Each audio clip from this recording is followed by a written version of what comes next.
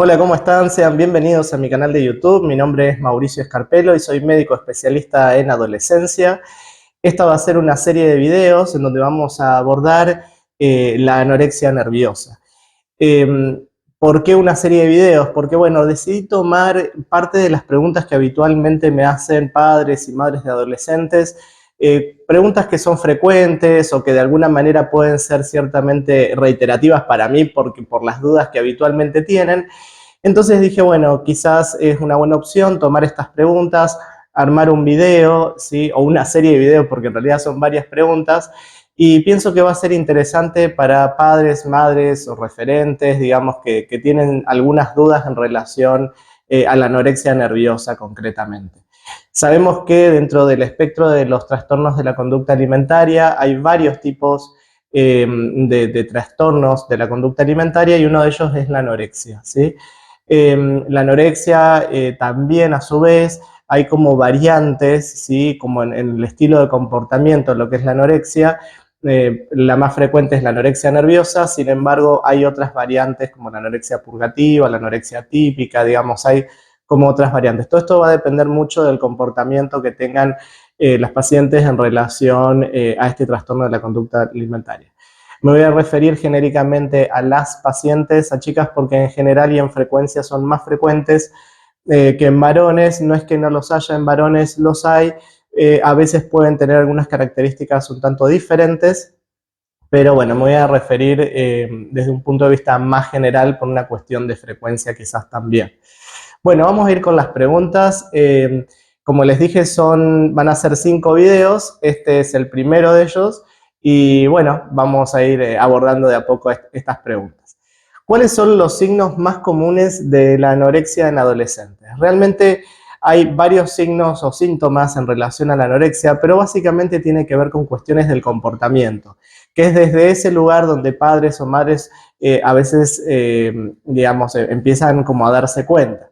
Por lo general en la familia los padres son los últimos que se terminan de dar cuenta y a veces cuando llegan a las consultas por este tipo de trastorno alimentario, suelen llegar ya cuando ha transcurrido un buen tiempo en relación a esta enfermedad. ¿Qué es lo que suele ocurrir? Son adolescentes que, por ejemplo, tienen dificultades con la comida, entonces empiezan a tener algunas restricciones con los alimentos, empiezan a tener excusas, alimentos que quizás cotidianamente comían, ahora dejan de comerlos, primero por un motivo, porque les cae mal, porque les duele la panza, porque empiezan a separar todo lo que tiene que ver con contenidos de grasa, hidratos de carbono, siempre empiezan a seleccionar y de alguna manera empiezan a restringir todo lo que comen. Pero no solamente eso, sino que además se miran mucho en el espejo, ¿sí? También pueden haber actitudes en relación a los momentos de la comida, como peleas al momento de la comida, siempre alguna excusa para no comer, ¿sí? Me llevo la comida en la escuela, hoy no como en casa. Siempre hay alguna situación en relación a la comida. Sin dudas hay otras manifestaciones que también pueden haber. Generalmente este tipo de manifestaciones en relación a la actitud y a la forma en la que se alimentan pueden ir como bastante solapadas. Hay como un acostumbramiento en la familia, entonces como que no se dan mucho cuenta de todas estas cosas y para cuando se dan cuenta, la adolescente generalmente ya bajó bastante de peso y suele estar bastante tomada por la enfermedad, por lo cual cuando empiezan a ver estas conductas reiterativas, ¿sí? O reiteradas en cuanto a la alimentación, sería bueno cuestionarse si es que algo de esta índole está pasando. Así que bueno, estos son algunos de los signos o síntomas más frecuentes. ¿Cuáles son las posibles causas de la anorexia en adolescentes? Realmente hay un montón de causas, no es que se deba simplemente a una, son, digamos, como decimos nosotros, son como multifactoriales, depende de muchos factores por los cuales se puedan desencadenar. Sí es cierto de que a veces nosotros en la consulta vemos como ciertos prototipos, ciertos modelos de vínculos en la familia que tienden como a repetirse o como a reiterarse, ¿sí? Una de las cosas frecuentes que yo les podría decir que es dentro de lo que veo en la consulta es el vínculo, sobre todo madre e hija, en un vínculo en donde generalmente la madre, ¿sí? Es como que la acapara o la pone en un lugar de niña, ¿sí? Ya sea mediante lo actitudinal, la forma en la que le habla, los límites que le pone. Es como que la ubica en un lugar de niña, ¿no? Esto desde luego lo hacen inconscientemente, lo hacen desde el amor, desde el cariño, desde un montón de lugares, pero de alguna manera es como que empiezan a obstaculizar ese crecimiento desde este lugar, ¿no? Desde tanto quererla, que la cuidan tanto que terminan empezando como a que ellas se empiecen como a confrontar que no pueden crecer porque se encuentran como con una madre, digamos, que está ahí como acaparando. Digo madre porque es dentro de lo más frecuente. Esto no quiere decir que no exista el rol del padre, pero muchas veces el rol del padre está como medio desdibujado o medio como apartado de la escena, ¿sí? De hecho, gran parte de los conflictos después tienen que ver con la misma madre que quiere poner ese límite en relación a la comida y no puede, ¿sí? Y generalmente el adolescente es como que es el único punto de revelación que tiene frente a esa madre porque a veces están tan aniñadas o tienen una conducta tan como de niñas que a veces hasta no saben cómo enfrentarse a estas situaciones. Bien, por eso una de estas cosas que pueden suceder en relación a estas cuestiones de vínculo, a veces pueden desencadenar esta cuestión de la anorexia. Porque ¿qué es lo que ocurre en la adolescencia? Hay una redistribución de la grasa, ¿sí?, corporal, producto de las hormonas, en donde en el caso de las chicas esta distribución de grasa es a lo largo de todo el cuerpo. Entonces, la grasa corporal, que es necesaria también para, por ejemplo, el ciclo hormonal femenino, entre otras tantas cuestiones, se deposita en la zona de los muslos, ¿sí?, en el abdomen, digamos, en los brazos, bien. Entonces, ellas cuando se miran al espejo ven básicamente una mujer y la distribución corporal de la grasa de una mujer. Sin embargo, tienen este otro mensaje de ser niñas, digamos, y de comportarse como niñas, que es el mensaje que le envían desde arriba, digamos, desde sus padres. Entonces ellas tienen como esta cuestión conflictiva, ¿no? En donde no saben por un lado si ser niñas entonces ahí es cuando ellas dicen, pero yo tengo que ser niña, pero cuando se miran al espejo ven a un adolescente. Para sostener este cuerpo de niña, en algunos casos, justamente cierran la boca y dejan de comer para tratar de volver, digamos, a ese punto donde están. Entonces, a veces una de las cosas que hay que trabajar mucho con los padres tiene que ver con dejar crecer, digamos, pero ¿qué ocurre? Para este punto suelen estar bastante tomadas por la enfermedad, entonces hay que trabajar mucho con lo conductual también, con todo lo que tiene que ver con límites, con la comida, con ese vínculo con la comida, porque justamente el no comer puede hacer un deterioro físico importante. Entonces, estos son algunos de los factores, pero también, bueno, pueden ocurrir en algunas adolescentes situaciones de abuso, ¿sí?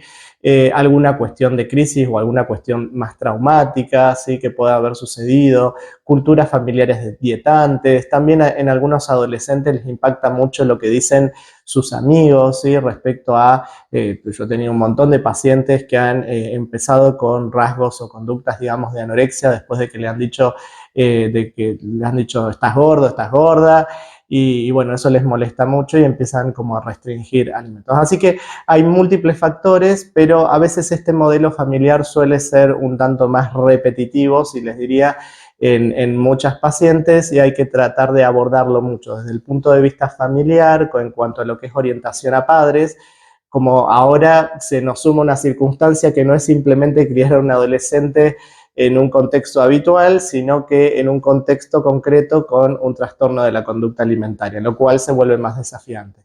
No es la culpa de nadie, esto no sucede, digamos, porque sea una cuestión culposa, digamos, sino que simplemente a veces en estas cuestiones de crianzas pueden suceder. Por eso es importante siempre, yo les digo, hacer las consultas preventivas, asistir a los controles médicos de salud, conversar con sus pediatras digamos, o con sus profesionales, digamos, con quienes estén ligados, y empezar a tomar un poco todos estos mensajes que a veces se dicen en relación a la crianza, en relación a los límites, y eso como para justamente tratar de alguna manera de ir evitando que puedan llegar a aparecer este tipo de trastornos de la conducta alimentaria como uno de los modelos.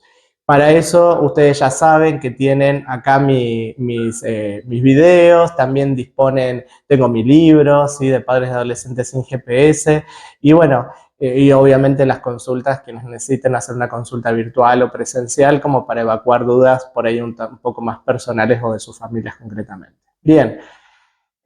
¿Cómo puedo saber si mi hijo o hija tiene anorexia? En realidad, el diagnóstico de anorexia, y para como poder corroborarlo, generalmente a veces en la misma casa los padres empiezan a dar cuenta por todas estas actitudes un poco que venimos conversando. Sin embargo, el diagnóstico lo va a terminar dando algún profesional de la salud. Para el abordaje de la anorexia puede ser digamos, puede encararse desde distintas áreas porque hay muchos profesionales que la abordan y cada uno desde su especificidad orientará incluso al diagnóstico. Esto puede ser de una fase inicial, pero simplemente con un diagnóstico no hacemos nada, sino que puede orientarnos un poco a cómo vamos a abordar después esta situación. ¿Qué debo hacer si sospecho que mi hijo o hija tiene anorexia? En principio es importante pedir ayuda, ¿sí? Es importante el acompañamiento y como una recomendación es importante asistir con profesionales que conozcan del tema, que sepan, que de alguna manera tengan cierta especialización en el abordaje de los trastornos de la conducta alimentaria.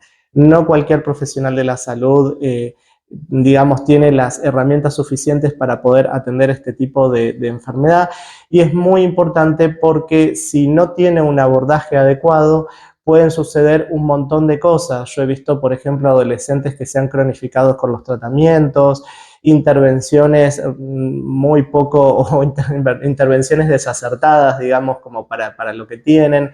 Entonces es muy importante que asistan. En general suele suceder que los profesionales que se dedican a la atención de adolescentes conocen bastante esta patología porque como es tan frecuente, ¿sí? Como es tan frecuente la anorexia entre adolescentes, conocemos bastante del abordaje. Es cierto de que quizás algunos profesionales de la adolescencia tienen más, menos formación, incluso y generalmente entre nosotros siempre nos conocemos o sabemos a quiénes derivar o con quiénes coordinar ciertas intervenciones. Pero eso para mí es fundamental porque si no los tratamientos se empastan, se cronifican y es importante tener una guía clara en relación a esto. Por eso también, en cuanto a esto de la sospecha, cuando está, con quién pueden asistir con sus médicos de adolescentes, pueden asistir y conversarlo con sus psicólogos, con sus nutricionistas, con cualquier profesional, pero siempre y cuando teniendo en claro que la anorexia es, digamos, una patología, un trastorno que parte de la salud mental, es un problema que viene desde ese lugar, o sea que hay que abordar las cuestiones de salud mental y también hay que abordar toda la parte conductual en relación a la alimentación. No es tanto en una cuestión de la comida en sí misma, digamos, en cuanto a lo que es, digo esto porque hay veces que concurren con nutricionistas para que les indiquen un plan de alimentación y no va por ese lado, no consiste en, bueno, yo necesito saber qué es lo que tiene que comer lo que habitualmente se comió y se comió siempre en esa familia, sino que no es tanto ese problema, sino que uno de los problemas más importantes es lo que tiene que ver con el vínculo y la conducta con la comida. Y ahí es donde la intervención clínica es importante, sobre todo cuando puedan haber signos de deterioro físico que eventualmente incluso hasta puedan llegar a requerir alguna internación.